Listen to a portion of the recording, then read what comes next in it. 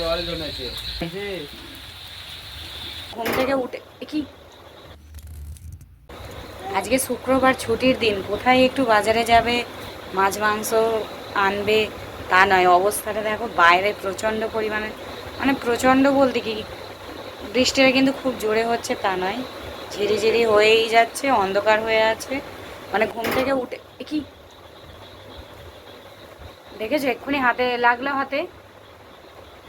নমস্কার বন্ধুরা, আমি শিবমের মা মুনমুন আবারও চলে এসেছি নতুন একটি ভিডিও নিয়ে। সবাইকে জানাই গুড মর্নিং।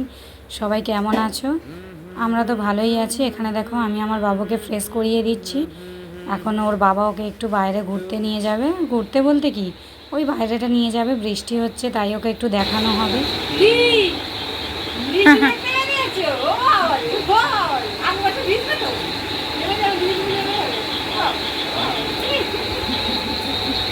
অন্ধকার অন্ধকার, সে বৃষ্টি দেখতে বেরিয়েছে গো। বলতে বাবা, আমার বাবুর সঙ্গে বৃষ্টি দেখছে, কত জল জমে গেছে দেখবে।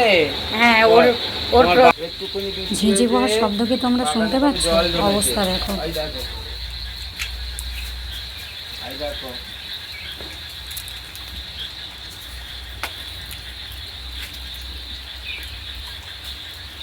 বাগানে কত জল জমেছে, ওই দেখো পাপা, কোথায় এখানটা দেখে কোথায় জল চলে এসেছে বাবা, দেখো। এই এত ডুবে গেল। ওই জন্য তো বলছি, কত বৃষ্টি হয়েছে। এতে না, সেটাই তো, মানে সকাল থেকে বৃষ্টিতে যদি এই অবস্থা হয় তাহলে কি হবে? বর্ষাকালে সব ডুবে যাবে। বলি বাবা, তোমার বলি বাবা, তোমার বাগানে জল জমে গেছে বাবা। মুখ এক এক লাগ কি ঘু না, এবার বিরক্ত হচ্ছে, কাঁদবে মনে হচ্ছে। হ্যাঁ, মুখ দেখে মনে হচ্ছে কাঁদবে বাবা। দেখো, ছেলেকে বাইরে থেকে ঘুরিয়ে এনে আমরা ঘরে চলে এসেছি। রোজকার মতোই চা বসিয়ে দিয়েছি। সকালবেলা না একটু চা না হলে হয় না। বাবা ওদিকে আজকে বৃষ্টির কারণে সকালবেলা আসতে পারেনি, তাই ওর বাবাই বাবুকে ধরে আছে, আর আমি এদিকে চা করে নিচ্ছি। সবাই আমরা চা খাবো। তারপর তো সংসারের আরও টুকিটাকি কাজ, রান্না বান্না সবই আছে। সমস্ত কিছুই তোমাদের সঙ্গে শেয়ার করব। তোমরা ভিডিওটা দেখতে থাকো। চায়ে চিনি দিতে গিয়ে দেখছি যে ডিবেতে চিনিটা শেষ হয়ে গেছে, তাই কি আর করার, চিনিটা বের করে নিয়ে চলে এলাম। তারপরে দেখলাম দুধও শেষ, তাই দুধটাও ঢেলে নিচ্ছি। নিয়ে চটপট করে আমি চাটা করে নেব।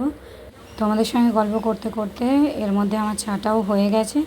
আগে জানো তো, আমি চা খেতাম না, মানে এখনও আমার চা পছন্দের নয়, কিন্তু কি করব, সকালবেলা আমার একটু তো কিছু খেতে হয়, তাই আমি অল্প করেই চা নিই, কয়েকটা বিস্কুট খাওয়ার জন্য। দেখো, আমিও কম করেই চা নেব।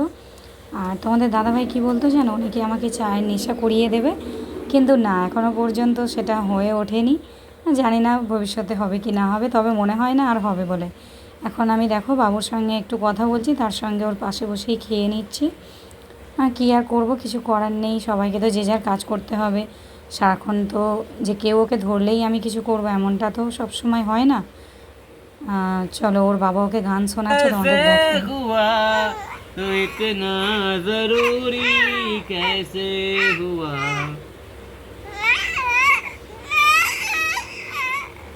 কি এখানে তোমাদের দাদাভাই বাজার থেকে কাঁঠাল আর পেয়ারা কিনে এনেছে, সেটাই দেখাচ্ছে। প্রথমে বাজারে যাওয়ার কথা ছিল না, পরে আবার বৃষ্টিটা থামতে তখন বলল যে না, ছুটির দিন বাজার থেকে ঘুরেই আসি, না হলে আর সারা সপ্তাহ হবে না। মানে হবে না এমনটা না, কি হবে না হবে তার ঠিক নেই। তারপরে ওই বাজার থেকে যে কাঁঠালগুলো এনেছিল দেখে ঠিক ভক্তি হলো না, মানে এতটাই নোংরা, গায়েও নোংরা লেগেছিল। সেগুলো তোমাদের দাদাভাই পরিষ্কার করে দিয়েছে, আর আমি এখন সেইগুলোকে একটু ভালো করে জল দিয়ে ধুয়ে নিচ্ছি। হয়তো জল দিয়ে ধুলে একটু টেস্টের পরিবর্তন হতেও পারে, জানি না, কারণ যখনই আনে আমরা এইভাবে ধুয়ে নিয়েই খাই। ঘরের কাঁঠাল হলে সে ব্যাপারটা আলাদা, কিন্তু কিছু করার নেই। ওইভাবে ওই হাতেই সমস্ত কিছু করছে, টাকা নিচ্ছে, আবার পেয়ারাও বিক্রি করছিলো ওই একই লোকের কাছে, পেয়ারাও বিক্রি হচ্ছিলো। সেখানে ওই সব কিছু জেনে শুনে ওই জিনিস খাওয়া যায় না বাবা। তোমরাও অবশ্যই ধুয়ে খেও, হয়তো টেস্টের একটু পরিবর্তন হলে হোক, ওই নোংরা জিনিস খেয়ে দরকার নেই। আমি এখান থেকে কয়েকটা পিসই খেয়েছিলাম, বেশি খাইনি, কারণ বেশি আমি মানে খেতে ভালো লাগে, তবে বেশি খেতে চাইছি না। তারপরে দেখো আমি এখানে আলু কেটে নিয়েছি। এরপরে তো আসছে সেই রেসিপিটা, ধামাকাদার যে রেসিপি। এখানে আমি সর্ষের তেল গরম করে মাছগুলো ছেড়ে দিয়েছি। মাছে নুন হলুদ আগে থেকেই মাখিয়ে রেখেছিলাম, আর ওখানে ভাতও বসিয়ে দিয়েছি। আর মাছটা এখানে লাল লাল করে ভেজে নেব। তবে ওই মাছ ভাজাটাই আমি মানে শুরুটা করেছিলাম, কিন্তু বাবুর স্নান করার সময় হয়ে গেছিলো বলে আর মাছ ভাজাটা আমি করতে পারিনি।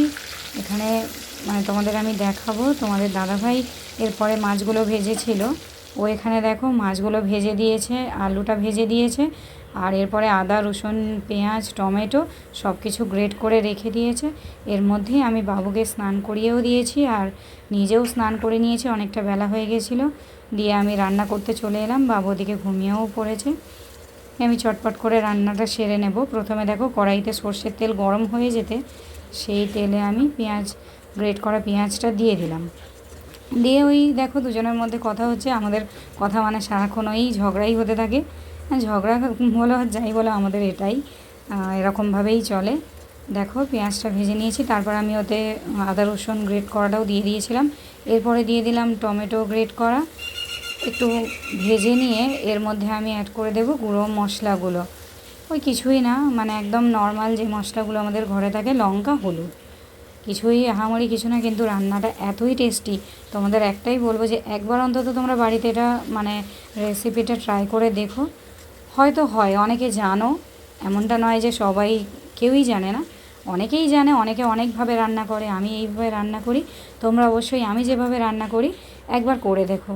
দেখো আলুটা দিয়েও কষিয়ে নিলাম, নিয়ে পরিমাণ মতো জল দিয়ে দিলাম, দিয়ে নুন দিয়ে এবার চাপা দিয়ে দেবো। দিয়ে একদম আমি সবসময় ওটাই করি, মানে ঝোলটা একটু ফুটে গেলে তখন আমি একদম গ্যাসটা সিমে করে দিই। ওইভাবেই আমার তরকারিটা হতে থাকে। এখন অনেকক্ষণ পরে, 10 মিনিট পরে এরকম হবে, আমি ঢাকনাটা খুলে দেখলাম যে আলুগুলো সিদ্ধ হয়ে গেছে। এখন আমি তাতে মাছগুলো দিয়ে দেব, দিয়ে ওই কিছুক্ষণ ফুটিয়ে নিলেই আমাদের রান্নাটা হয়ে যাবে। এখন আমরা দুপুরের লাঞ্চটা সেরে নেব। তোমরা সবাই ভালো থেকো, সুস্থ থেকো। আজকের ভিডিওটা এইটুকুই, দেখা হবে পরবর্তী আবার নতুন একটি ভিডিওয়। ভিডিওটা ভালো লাগলে অবশ্যই চ্যানেলটিকে সাবস্ক্রাইব করে পাশে থেকো।